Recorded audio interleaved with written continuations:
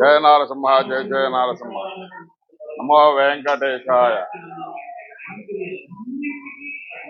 మన మంగళాద్రి క్షేత్రంలో మా వంశం అంతా కూడా శ్రీ పానకాల లక్ష్మీ నారసింహ స్వామి వారి యొక్క పాద సేవ చేసుకుంటూ వారి యొక్క సేవలో నాది 7వ తరంగా స్వామి యొక్క సేవలో మేము ప్రతినిత్యం కూడా ఆనంద పరవశంతో ఆయన యొక్క దివ్యమంగళ శాసనాలు మీ అందరం కూడా ప్రతినిత్యం అందుకుంటూ మా శ్వాస ఉన్నంత వరకు కూడా మీ అందరము కూడా ఆ యొక్క పానకాల లక్ష్మీ నరసింహ స్వామి వారి యొక్క సేవ చేసుకుంటున్నాం. అందులో భాగంగా హలో వెంకట నాయక హృదయగంలో నారసింహ అవతారంలో స్వామివారు ఎంత గొప్పగా మన అందరినీ కూడా రక్షింపజేయడానికి స్వామి ఏ విధంగా అయితే వచ్చారు, అదే విధంగా ఈ కలియుగంలో శ్రీ వెంకటనాథుడు ఆ 7 కొండల వాడు వారి యొక్క దివ్యమంగళ శాసనాలు మనందరికి ఇవ్వడానికి కూడా స్వామి వైకుంఠం నుంచి దిగి వచ్చి ఆ యొక్క వెంకటాద్రి స్థలం మీద స్వామివారు ఏం చేసి ఉన్నారు. అటువంటి శ్రీ వెంకటేశ్వర స్వామి వారి యొక్క కళ్యాణ మహోత్సవం చేసుకున్నానికే మా కుటుంబం అందరము కూడా కలిసి ఈ రోజున చిన్నకాకానిలో మా యొక్క అక్కయ్య గారు బావగారు ఉన్నటువంటి యొక్క అపార్ట్మెంట్ లో మీ అందరము కూడా కలిసి శ్రీ అలివేల మంగా పద్మావతి సమేత శ్రీ వెంకటేశ్వర స్వామి వారి యొక్క కళ్యాణ మహోత్సవాన్ని అత్యంత వైభవపేతంగా చేసుకున్నా. దాన్ని తిలకించడానికై మా యొక్క స్నేహితులందరినీ కానీ బంధుమిత్రులందరినీ కూడా పిలిచి వారందరినీ కూడా ఆ యొక్క స్వామి గారి యొక్క కృపాకటాక్ష అందించే విధంగా వాళ్ళందరి మధ్యలో కూడా ఉండి వారందరితో కూడా కలిసి స్వామి యొక్క సేవ చేసుకోవటం మాకెంతో ఆ యొక్క స్వామి వారిటువంటి పూర్వజన్మ సుకృతంగా భావిస్తూ ఇటువంటి కార్యక్రమించడం ఆ యొక్క దేవదేవుడు శ్రీ శ్రీనివాస స్వామి యొక్క పాదపద్మాలకి మా కుటుంబం అందరము కూడా పాదసేవ చేసుకుంటూ ఉండి ఇటువంటి కార్యక్రమాలు అందరం కూడా నెరవేరుస్తున్నామని చెప్పేసి దీనికి బ్రహ్మగా మన మంగళగిరి శ్రీ పానకాల లక్ష్మీ నరసింహ స్వామి వారి యొక్క దేవస్థానంలో అర్చక స్వామిగా పనిచేసిన మాధుబంధం సత్యనారాయణాచార్య గారు ఈ యొక్క కార్యక్రమానికి బ్రహ్మగా ఉండి ఈ యొక్క కార్యక్రమం నిర్వహించేందుకు ఆ యొక్క సత్యనారాయణకి ఆ స్వామి యొక్క దివ్యమంగళాశాసనం అందించాలని స్వామి వారిని కోరుకుంటున్నాం. జయ నారసింహ జయ జయ నారసింహ నమో వెంకటేశాయ. కళ్యాణంలో ఇక్కడ జరుగుతున్నటువంటి హోమ ప్రక్రియని మీరు అందరూ ఒకసారి దర్శించుకున్నారు. మన ఏ కార్యక్రమమైనా సరే అది అగ్నిపూర్వకంగా జరగాలి అనేటువంటిది మన వైదిక సంప్రదాయం, మన వేద సంస్కృతి అది. కాబట్టి మనం ఏదైనా సరే మన జీవితంలో అంటే భారతీయులమైనటువంటి మన జీవితంలో ఏ సంస్కారం జరిగినా కూడా అది అగ్నిపూర్వకంగానే జరుగుతుంది. అగ్నిముఖావై దేవాహ అంటే దేవతలని ఆహ్వానించేటప్పుడు వాళ్ళు ఊరికినే వచ్చి కూర్చోరు, రమ్మంటే ఆవాహయామి అంటే రారు వాళ్ళు. మరి ఎవరు ద్వారా వెళ్ళాలి అంటే అగ్నిభట్టారకుడు ద్వారా వెళ్ళవలసిందే. అలాగే మనం చేసే ఏ కార్యక్రమమైనా సరే అది అగ్నిపూర్వకంగానే జరుగుతుంది. ఉత్సవం అంటేనే అది. ఇది కళ్యాణోత్సవం. మనం ఉత్సవాలు అని చేస్తూ ఉంటాం, కానీ ప్రతిదాన్ని ఉత్సవం అనకూడదు, అనేస్తాం, అదంతే. ఉత్సవం అంటే ఉత్కృష్టమైన సవం అంటే యజ్ఞం అని అర్థం. అంటే యజ్ఞము చేసినటువంటిదే ఉత్సవం. అంటే మన ఇంట్లో బర్త్డే కేక్ కట్ చేస్తున్నాం, దాన్ని ఏం చేస్తున్నాం, జన్మదినోత్సవం అంటున్నాం. అక్కడ అగ్నిభట్టారకుడు లేదు, హోమము లేదు, కేక్ కటింగ్లు ఉంటున్నాయి. అది ఉత్సవం ఎలా అవుతుంది? దాన్ని వేడుక అనుకోవచ్చు మనం, పండగ అనుకోవచ్చు మనం. అంటే ఉత్సవం అనేది ఇంగ్లీష్లో వాడేటువంటి ఫెస్టివల్ అనే దానికి ఏదో ఒక ట్రాన్స్లేషన్గా వాడుతున్నామే, కానీ ఉత్సవం అనేటువంటి దానికి సరైనటువంటి భావం ఏమిటి అంటే అది యజ్ఞపూర్వకంగా ఉండాలి. స్వామివారికి జరిపించేది ఉత్సవం అంటే ఉత్సవం, అది ఉత్కృష్టమైనటువంటి యజ్ఞం అన్నమాట. దానివల్ల ఉపయోగం ఏమిటో మరీచి అనేటువంటి మహర్షి వైఖానస ఆగమ శాస్త్ర ప్రబంధమైనటువంటి విమానార్చన కల్పంలో ఏ స్వామివారికి ఎవడైతే భక్తితో శ్రద్ధతో ఇట్లా ఉత్సవం చేస్తాడో, అంటే భక్తితో శ్రద్ధతో చేసే యజ్ఞపూర్వకమైనటువంటి కళ్యాణం, లేకపోతే ఆయనకి చేసేటువంటి ప్రతిరోజు చేసేటువంటి వేడుక, అలాగే మాసోత్సవం, పక్షోత్సవం, అలాగే వారోత్సవం, అలాగే సంవత్సరానికి ఒకసారి చేసే వార్షికోత్సవం కానీ ఇవన్నీ కూడా అన్నీ కూడా యజ్ఞపూర్వకంగా జరగాలి. అందుకని తిరుమల క్షేత్రంలో కూడా స్వామివారికి జరిగేది ఏదైనా సరే అది యజ్ఞపూర్వకంగా ఉంటుంది. ఇప్పుడు కూడా అదే ఇక్కడ చాలా శాస్త్రోక్తంగా చక్కగా హోమం చేసి మరి మీ ముందు స్వామివారికి తిరుమలలో జరిగే కళ్యాణ వైభవం అంతా కూడా ఇక్కడ వేదిక మీద వీళ్ళు ప్రత్యక్షం చేశారు.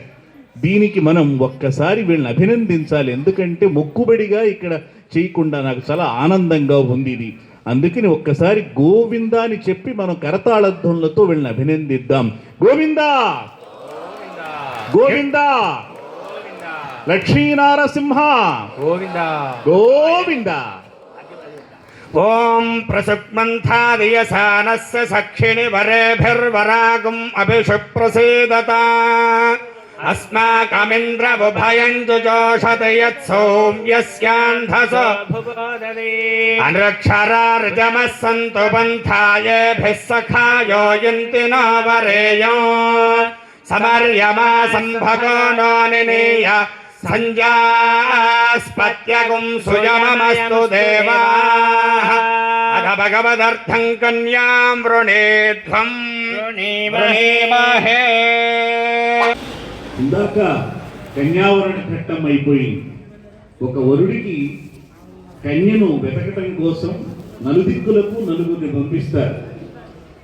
ఆ తరువాత ఆ వరుడికి ఒక కన్యకను వాళ్ళే అన్వేషించి అన్ని శుభ కన్యా లక్షణాలు కలిగినటువంటి వధువు యొక్క వార్తలు తీసుకొచ్చి చెప్పిన తర్వాత పెద్దలందరూ కూర్చొని నిర్ణయించిన తర్వాత అప్పుడు కన్యాదాత ఇంటికి వరుడు తరలి వస్తాడు.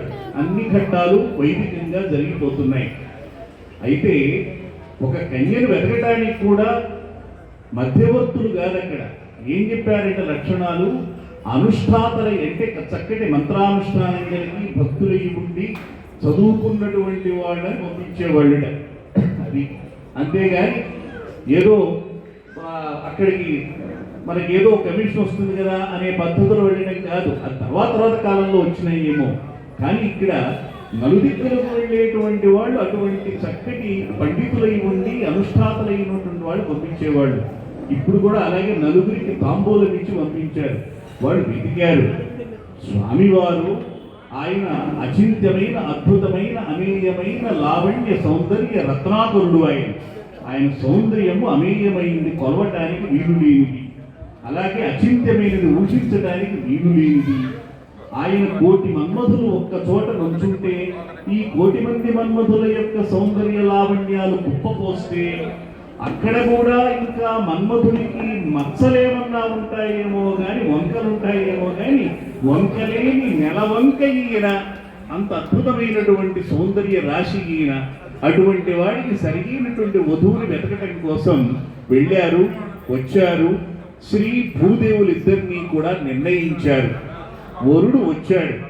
ఇక వరుడు వచ్చిన తరువాత ఇక్కడ ఏం చేయాలంటే వరపూజ చేయాలి. దానికి ఆయన పాద పూజ చేశారు. అక్కడ బ్రహ్మ కడిగిన పాదము అని చెప్పి ఇదిగో ఇక్కడ మంగళవాద్యకారులు చక్కటి ఒక కీర్తనని పాడారు వీళ్ళు. అసలు ఇది అద్భుతమైనటువంటిది. ఎందుకంటే స్వామివారి యొక్క పాదం చాలా గొప్పది కదా. ఎటువంటి పాదము అంటే దాని గొప్పదనం ఎక్కడ తెలిసిందే అంటే ఆయన అవతారాలలో వామనావతారంలో కానీ తెలియలే. ఎందుకని అంటే వామనావతారంలో ఆయన తన పాదంతో అన్ని లోకాలు విశ్వమంతా కూడా వ్యాపించాడు. ఆయన ఇంతింతై ఒటుడింతై మరియు దానంతై నభో వీధిపై అంతై తోయద మండలాభ్రమున కల్లంతై ప్రభారాశిపైనంతై చంద్రునికంతై ధ్రువునిపైనంతై మహర్వాటిపైనంతై సత్యపదోన్నతుండగుచు బ్రహ్మాండాంతర్వంత సంవర్ధి బ్రహ్మాండాంత సంవర్ధి బ్రహ్మాండము చివరిదాకా పెరిగేట. అది ఆయన గొప్పతనం. చూస్తే పొట్టివాడు వామనుడు, ఆయన పాదం మాత్రం అలా పెరిగిపోతుంటే. కాబట్టి అది ఎంత గొప్పగా పెరిగింది అంటే ఇక చెప్పడానికి వీళ్ళేది. పద్యానికి ఒక అరగంట చెప్పవచ్చు. ఇక్కడ మళ్ళీ 9:30-10 గంటలకి ఇక్కడ ఇదంతా కూడా పూర్తి చేసుకుని వెళ్ళిపోవాలి. అది ఈ కళ్యాణానికి వ్యాఖ్యానం 4 గంటలు చెప్పవచ్చు ప్రతి విషయానికి. ఇక్కడ బ్రహ్మ కడిగిన పాదం అని అన్నమాచార్యుల వారు రాసిన ఆ కీర్తనలో ఎంతో గొప్ప తాత్వికమైన పరమార్థాన్ని నింపాడు ఆయన. అదే పోతన్న గారు భాగవతంలో నేను ఇందాక చదివిన పద్యంలో అద్భుతంగా ఆయన పాదాన్ని వర్ణించాడు. అటువంటి పాదాన్ని కన్యాదాతలు ప్రక్షాళన చేస్తారు. పాద ప్రక్షాళన చేసి శ్రీమన్నారాయణ స్వరూపుడుగా వరుణ్ణి భావించి అదిగో ఆ పవిత్ర జలాన్ని శిరస్సుపై చల్లుకుంటారు. అంటే ఆ వరుడు కూడా నారాయణ గుణగణాలు కలిగి ఉండాలి. అటువంటి చక్కటి గుణరాశి అయినటువంటి వాడుగా భావిస్తారు. అటు కన్యాదాతలు ఏదైతే భావించి ఆ వరుడి పైన అటువంటి పవిత్రమైనటువంటి భావన ఉంచారో, వరుడు కూడా దాన్ని జాగ్రత్తగా సంరక్షించుకుంటూ గృహస్థాశ్రమంలో తాను చేపట్టినటువంటి వధువుని మహాలక్ష్మి స్వరూపిణిగా ఆయన చక్కగా ఆమెను చూసుకుంటూ ఉంటే అప్పుడు ఈ కన్యాదాన ఫలితానికి సార్థకత, ఈ గృహస్థాశ్రమానికి సార్థకత. అదే మనకి భారతీయ సంస్కృతిలో చెప్పినటువంటిదన్నమాట. ఇక్కడ స్వామివారు వెంకటేశ్వర స్వామి వారు కూడా ఆకాశరాజు కూతురు ముద్దుల పట్టి అయిన పద్మావతీ దేవి వివాహమాడాడు. మనకి వెంకటాచల మహాత్మ్యం ప్రకారం ఇది సంప్రదాయబద్ధంగా వైదికంగా చూస్తే స్వామివారు నారాయణ స్వరూపుడు, ఆయనకు శ్రీ భూ సమేతమైనటువంటి స్వరూపిణిగా మహాలక్ష్మి భూదేవి ఉన్నారు. కాబట్టి శ్రీ భూ సమేతమైనటువంటి వెంకటేశ్వర కళ్యాణాన్ని మనం ఇప్పుడు దర్శిస్తున్నాం. అక్కడ అమ్మవారు లక్ష్మీదేవి చూస్తేనా సాగర కన్యక, పాల కడలి ముద్దుల పట్టి ఆమె, పాల సముద్రానికి ముద్దుల పట్టి ఆమె. అలాగే అటు కశ్యప మహర్షికి ఆమె భూదేవి ముద్దుల పట్టి. కాబట్టి కాశ్యప గోత్రజ ఆమె. ఈ చూస్తే భార్గవ గోత్రజ. స్వామివారు చక్కగా వాళ్ళిద్దరినీ కూడా చేపట్టినటువంటి అద్భుతమైనటువంటి ఈ ఘట్టంలో రాగానే పాద ప్రక్షాళన చేసి నూతన వస్త్రాలు సమర్పించారు. ఇక్కడ మధుపర్కం అని అన్నారు. మధుపర్కం అంటే మనం అందరూ అనుకుంటాం నూతన వస్త్రాలు సమర్పించడం అనుకుంటాం, కానీ కాదు. రాగానే అలసట తీరటానికి పానీయం ఇస్తాం. ఆ పానీయం ఏమిటి అంటే, ఇప్పుడంటే కూల్ డ్రింకులు ఇస్తున్నాం, అప్పుడు కూల్ డ్రింక్ కాదు శీతల పానీయం. అంటే ఆవు పాలల్లో చుక్క ఆవు నెయ్యి వేసి మధు తేనె వేయాలి, చల్లగా ఉంటుంది. అట్లా తేనె వేసి ఇస్తారు. మధుపర్కం అన్నమాట. కాబట్టి మధునా సహితం పానీయం అది. అటువంటి చక్కటి శీతల పానీయాన్ని ఇచ్చేవాళ్ళు. ఎందుకంటే ఎంతో దూరం నుంచి వాళ్ళు అలసిపోతారు ప్రయాణం చేసి వచ్చి. ఆ అలసట తీరిన తర్వాత అప్పుడు నూతన వస్త్రాలు సమర్పిస్తారు. ఆ ఘట్టంలో నూతన వస్త్రాలు ఇస్తారు. కాబట్టి మధువర్గం అంటే లోకంలో అనుకుంటారు ఎట్లా, కానీ అది కాదు. చక్కటి శీతల పానీయాలు ఇవ్వాలి స్వామి వారికి. అలా మధువర్గాన్ని సమర్పించారు, నూతన వస్త్రాలను సమర్పించారు భక్తులు. అదిగో ఆ తర్వాత ఘట్టాలను ఇప్పుడు అందుకుంటున్నారు. కాం యజ్ఞో వర్ధతాం యజ్ఞస్య వృద్ధిమనువర్ధావచితిరస్య వచితిమ్మా కుర్వవచితోహం మనుష్యేధమూయాసం గౌర్ధేన భవ్యా మాతా రుద్రాణాం దుహితా వసో నాగస్పశా విద్యానామృత.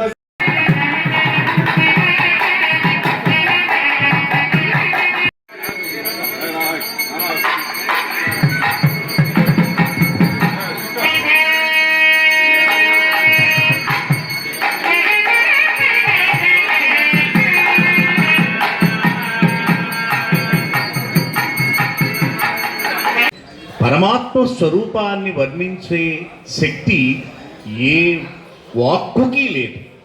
అటువంటి అద్భుతమైనటువంటి పరమాత్మ సంబంధించిన ఏ పారమాత్మిక కార్యక్రమమైనా అది వేదంతో ముడిపడి ఉంటుంది.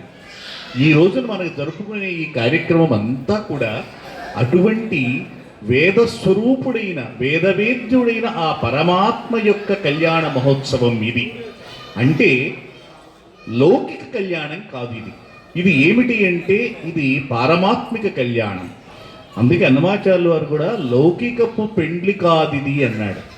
ఇది వెంకటేశ్వర స్వామి వారి కళ్యాణం లౌకికపు పెండ్లి కాదు, దైవికపు పెండ్లి నేడు పసిడి అక్షింతలు పట్టరో అన్నాడు ముత్తైదువులందరినీ.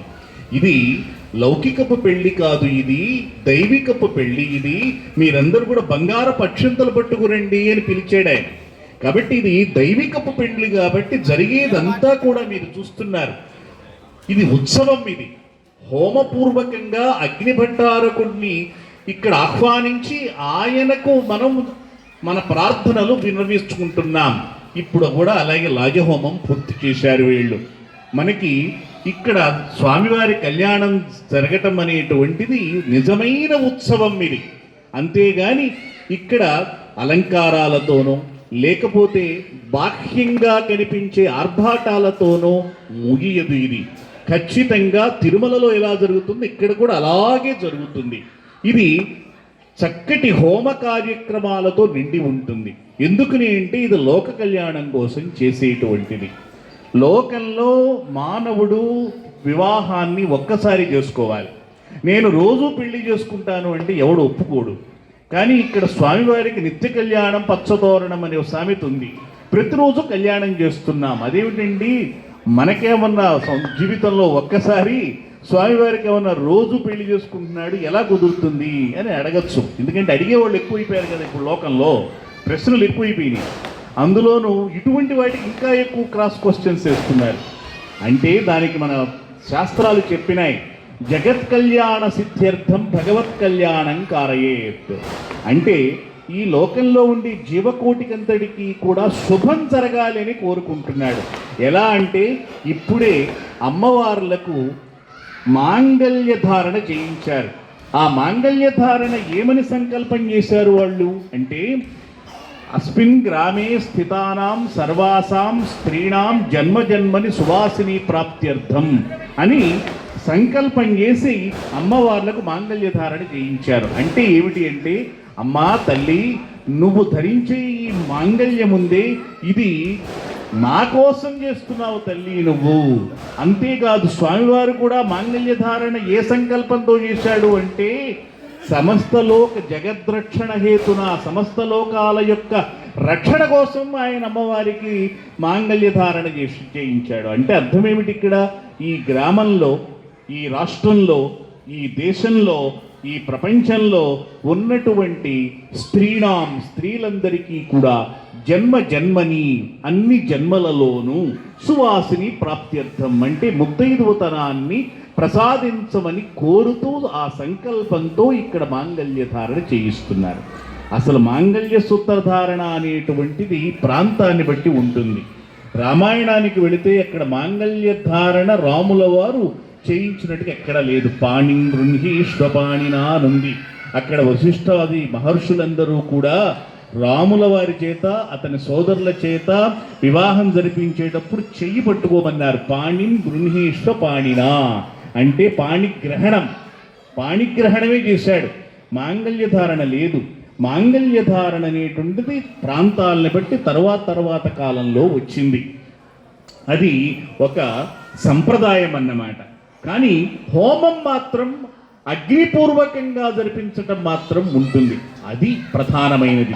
ఎందుకంటే మనది వైదిక సంస్కృతి కాబట్టి మంత్రపూతంగా అక్కడ ప్రతిజ్ఞ చేయించి వధూవరుల చేత జరిపించేటువంటి ప్రక్రియ ఇది. ఇక మాంగళ్య ధారణలో ఆ సంకల్పము లోకంలో ఉండే స్త్రీలందరికీ కూడా కళ్యాణాన్ని ఇస్తోంది, ముత్తైదోదనాన్ని ఇస్తోంది. స్వామివారికి యజ్ఞోపవీత ధారణ చేయిస్తున్నారు. అది ఈ సమాజంలో ఏదైనా సరే ఒక చిన్న అపచారం చేసి ఉంటే బ్రాహ్మణులు కానీ యజ్ఞోపవీతధారులైనటువంటి వాడు వర్ణముల వాళ్ళు కానీ చేసి ఉంటే ఆ దోషములు అపచారములు తొలగిపోవటం కోసం యజ్ఞోపవీత ధారణ చేయించారు. అలా ఇక్కడ కళ్యాణ మహోత్సవంలో అంటే పరమాత్మ యొక్క కళ్యాణ మహోత్సవంలో అటు స్త్రీలందరికీ కూడా ముత్తైదవతనాన్ని ప్రసాదిస్తోంది. అలాగే లోకంలో జరిగే అపచారములన్నింటినీ కూడా తొలగింపజేస్తున్నటువంటి అద్భుతమైనటువంటిది ఈ కళ్యాణ మహోత్సవం. అందుకే స్వామివారికి కళ్యాణం జరిపించటం ద్వారా సమస్త లోక కళ్యాణమే చేకూరుతోంది. అందుకని మనందరము కూడా ఆ గోవింద కళ్యాణాన్ని తిలకించటమే కాదు, దానిని తెలుసుకుని కూడా మనం పవిత్రులమవుతున్నాం, తరిస్తున్నాం.